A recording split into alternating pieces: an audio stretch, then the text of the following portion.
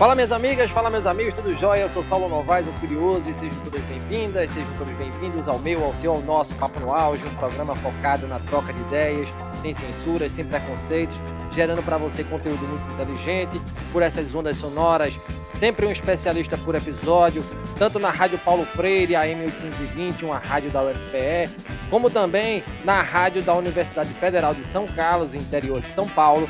Também estamos nos agregadores de podcast, no YouTube. Muita informação, muito conhecimento sendo gerado de modo a amplificar a voz da ciência, a voz docente, a voz da educação. Eis o nosso propósito. Vamos pro auge.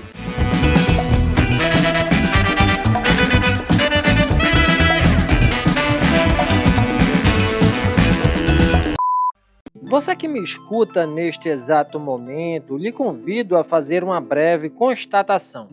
Por quantos artefatos digitais você se encontra rodeado?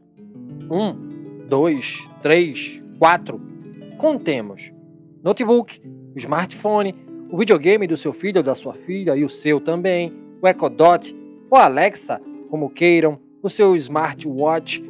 Caso não forem muitos os aparelhos, pode ser que neste exato momento o seu telefone celular toque, vibre, informe a chegada de mensagem de texto, anuncie o aniversário de um amigo ou de uma amiga, ou um simples alerta de que a bateria do seu celular chegou ao fim. Talvez você esteja cansado ou cansada e precise dormir, mas por impulso você acessa a internet via celular, computador, entre outros artefatos, e percebe que um amigo ou amiga está chamando você para conversar no Instagram e ao mesmo tempo outro chama você pelo WhatsApp. E ao conversarem, seu amigo ou sua amiga cita um termo alheio ao seu conhecimento, prontamente você se dirige ao Google e faz uma rápida pesquisa sobre o termo em questão. Pergunta: dá para viver nos dias atuais sem essas plataformas ou esses dispositivos?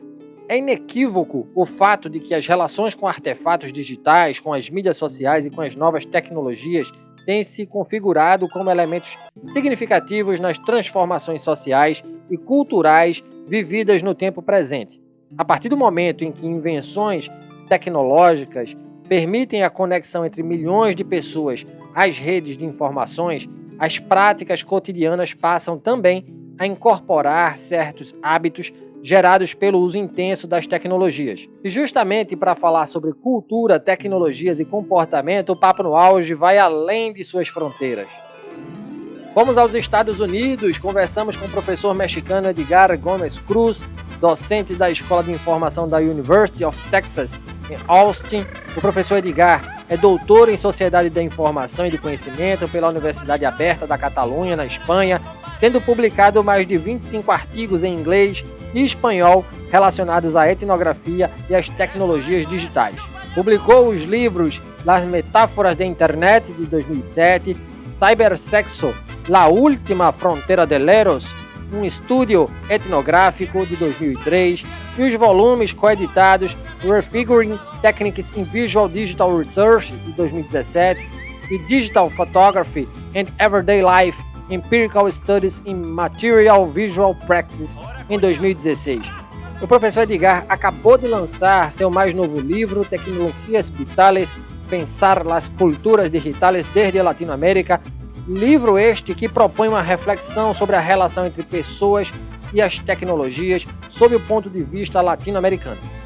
Professor Edgar, que honor poder hablarle, es un placer muy grande cambiar ideas con usted, un viajero por la educación. Como primera pregunta, profesor, ¿por qué ha elegido usted la carrera de investigador, de profesor? ¿Cómo fue su salida de México, pasando por España, Australia y llegando a los Estados Unidos? Y más una vez, bienvenido, profesor Edgar, a nuestro programa, al Papo no Auge. Sí, muchas gracias, Saulo. Es una historia curiosa porque yo soy investigador de rebote. Yo quería ser cineasta, yo quería hacer cine. Y entonces, en mi último año de carrera, yo estudié comunicación, me enamoré del cine y me fui a estudiar un programa de maestría que tuviera cine. Y cuando llegué, el profesor me dijo, no, pero lo acabamos de cerrar, no podemos ya tener cine. Y me dijo, pero está la rama de investigación si te interesa. Y ya estaba ahí, tenía una beca y dije, bueno, pues me voy a continuar aquí mi carrera de investigador. Y así empecé, así fue como empezó mi carrera. Eh, Luego, siempre para mí fue muy importante el mundo, la idea de viajar, de la idea de ver cosas, la idea de conocer otras culturas. Tengo un alma de antropólogo, entonces quería esto. Y me fui primero a estudiar el doctorado a España. Estuve en España viviendo casi 10 años y luego de ahí me empecé un periplo por los países anglosajones. Primero estuve en Inglaterra, pasé por Canadá un momento y luego muchos años en Australia y ahora llevo 3 meses en Estados Unidos. Acabo de llegar a Estados Unidos hace muy poco. Muy bonita su historia, profesor Edgar. A mí me encanta oírla. Bueno, antes de que hablemos sobre culturas digitales, es muy importante que sepamos lo que significa cultura de una manera general, profesor Edgar. A partir de su visión, ¿cuál sería la concepción de cultura? Creo que fue Stuart Hall quien dijo que el problema de la cultura es que es un concepto demasiado complejo. Es uno de los... Él decía, creo yo, sí, es que no estoy seguro si fue Stuart Hall o Raymond Williams, pero creo que fue Stuart Hall quien dijo que cultura es uno de los términos más complejos en inglés. El concepto de cultura proviene un poco, o el concepto de cultura que utilizo yo proviene un poco de los estudios culturales, de los estudios de recepción, los estudios de medios, los estudios de audiencias, los estudios de textos mediáticos, pero en realidad cada vez más pienso la cultura desde la antropología, el concepto de cultura que fue fundamental y una piedra angular del pensamiento antropológico.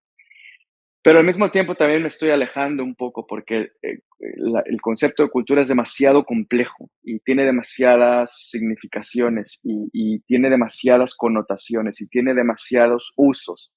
Entonces, he intentado alejarme un poco, sin embargo, lo utilizo en el libro, pero lo pongo como en plural, culturas, dando a entender que la idea no es una sola cultura, sino la diversidad y la multiplicidad de formas culturales que tenemos en el mundo, ¿no? Entonces, no me voy a aventurar con un concepto de cultura, porque sería, como decimos en México, echarme yo mismo leña, pero sí pensarlo un poco desde los estudios culturales y desde la antropología, ¿no? En ese momento, está ahí.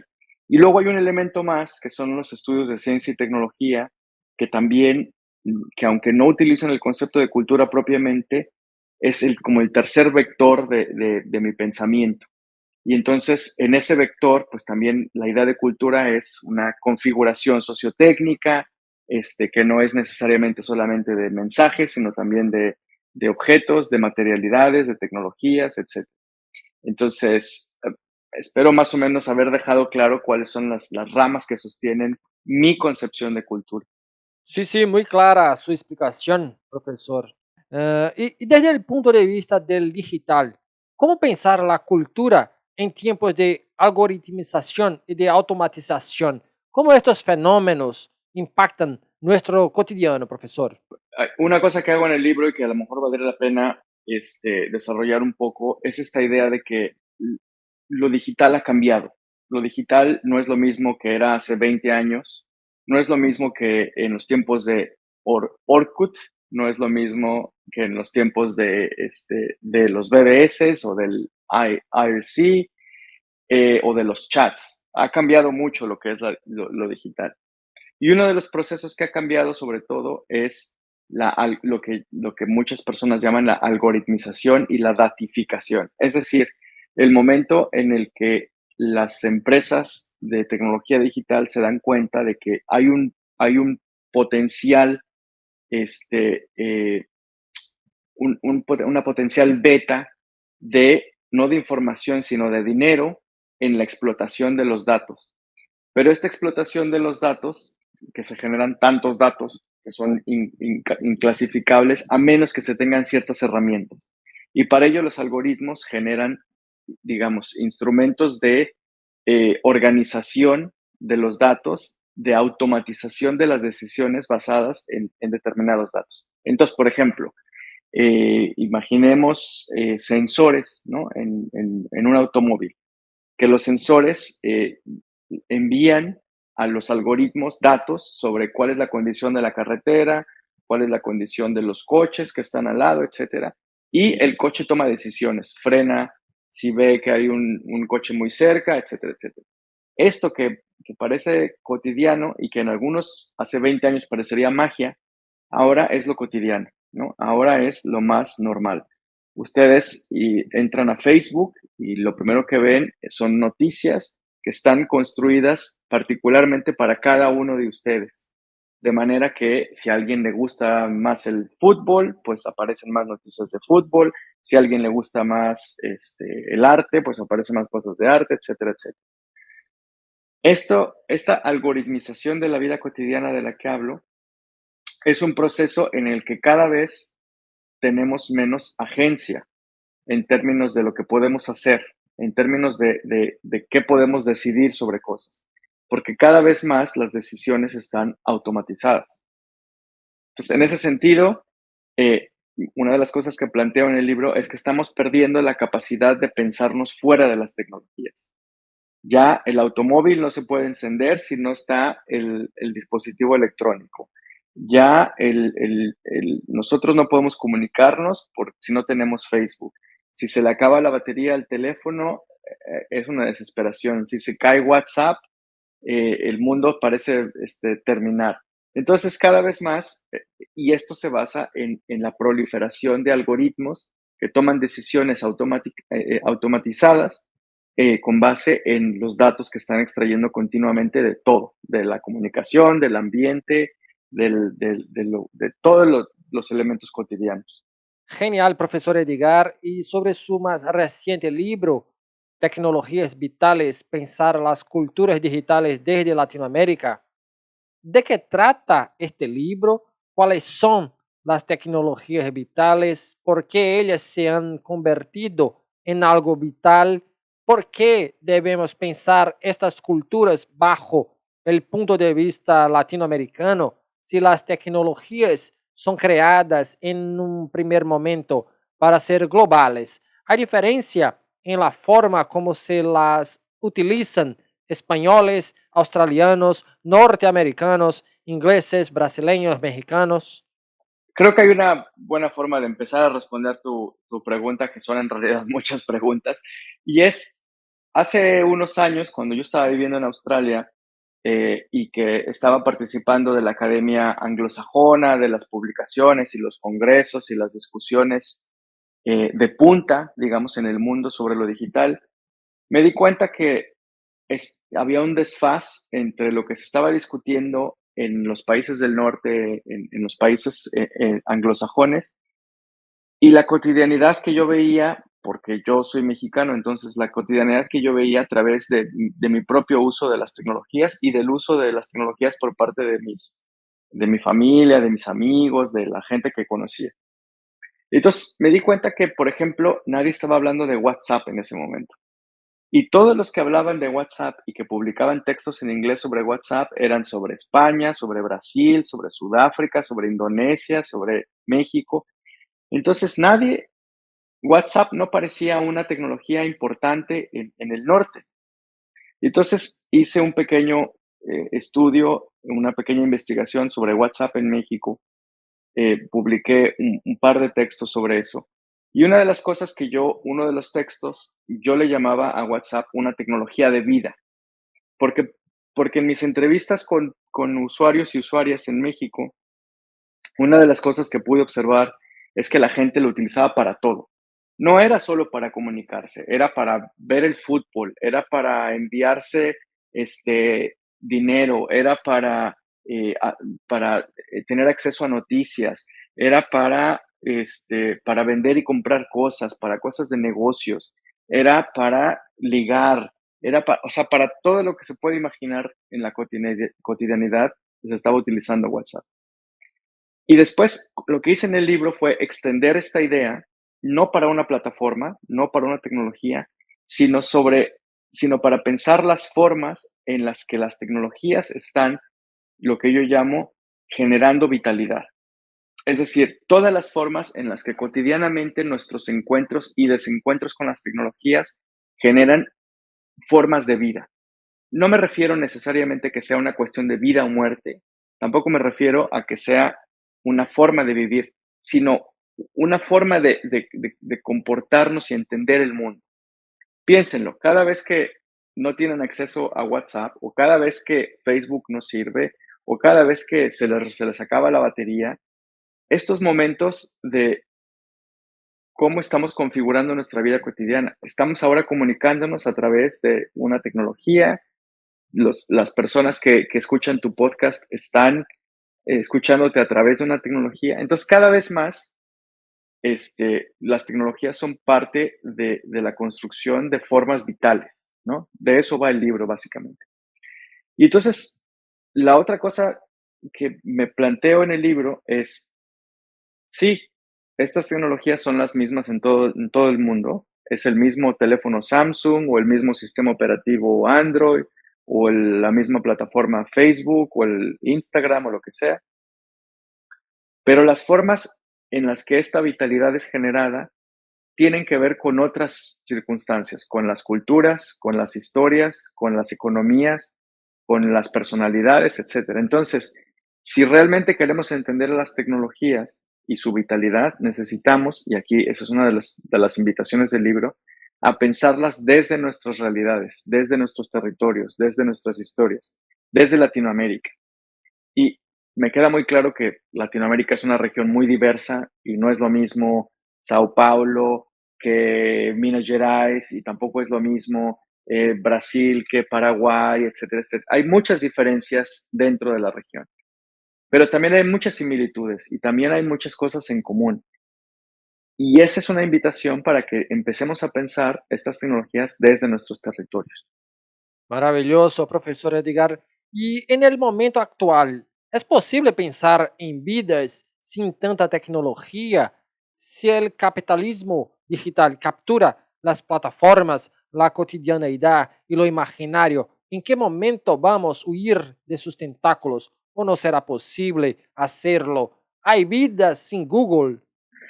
Hay yo creo que tres posibles respuestas a eso. La primera es, alguien podría decir, un momento, los indígenas en el Amazonas no tienen teléfonos, no tienen ni siquiera electricidad, entonces, claro que se puede vivir sin tecnologías. Y yo digo, por supuesto, es evidente que se puede. Pero mi punto con el libro no es si se puede o no vivir con tecnologías o qué. Mi punto con el libro es que cada vez más, incluso los indígenas en el Amazonas, están siendo de alguna forma eh, construidos digitalmente o su vitalidad está siendo construida digitalmente a través de procesos algorítmicos y de autenticación. Por ejemplo, a través del censo, ¿no? A través de contar, a través de programas gubernamentales que se basan en recopilación de datos de cualquier tipo, a través de organizaciones internacionales, a través es decir, si bien no estoy planteando si se puede o no vivir con tecnologías, claro que se puede. Lo que estoy planteando es que la vida es cada vez más difícil sin un componente tecnológico. Esa es la primera respuesta. La segunda respuesta es, en situaciones urbanas, industriales o postindustriales o en ciudades grandes en Latinoamérica, hace algunos años el acceso a Internet todavía era muy desigual. Había gente que tenía acceso y había gente que no tenía acceso. Con el teléfono celular, con el teléfono móvil, eso está cambiando con mucha rapidez. Y entonces muchas personas que nunca habían tenido acceso a tecnología digital antes, ahora tienen un smartphone o un teléfono que ahora son cada vez más baratos. Y eso les permite tener acceso a Internet por primera vez en su vida a muchas personas. Entonces, la segunda respuesta es, la vitalidad de las tecnologías cada vez está más dispersa. Es cierto, algunos tendrán un iPhone de última generación y otras personas tendrán un teléfono chino muy barato, con muy poca recepción y con muchas limitaciones. Aquí hay otra diferencia. pero el hecho de que todas ellas tengan acceso a Internet ya nos está hablando de ciertas configuraciones. Y tercero, incluso las personas que más utilizan tecnología son las que más pueden quitarse de la tecnología. Y eso es muy importante. Cada vez más las personas poderosas, con dinero, con recursos, con capital, son quienes pueden desconectarse, porque muchas personas ya no podrán desconectarse porque su trabajo se los obliga, porque sus jefes les dicen, porque si necesitan ir a un trámite burocrático, tendrán que enfrentarse con las tecnologías. Entonces, todos estos procesos de datificación, automatización, algoritmización, cada vez nos interpelan más. Y entonces, las únicas personas que en un futuro podrán decir, yo no necesito tecnologías, yo son las personas que ya tienen capital.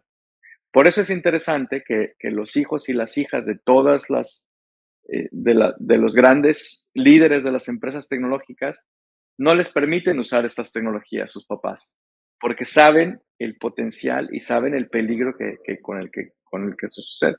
Profesor, en un mundo donde los datos son oro, la imagen en movimiento, no más la imagen estática, es diosa y las medias sociales y sus redes son las nuevas rutas de la seda. ¿Para dónde va lo humano, profesor Edgar? Esta es una pregunta demasiado compleja. Eh, primero, yo creo que primero tendríamos que problematizar un poco la idea de que los datos son oro o son el nuevo petróleo. O tomárnosla muy en serio.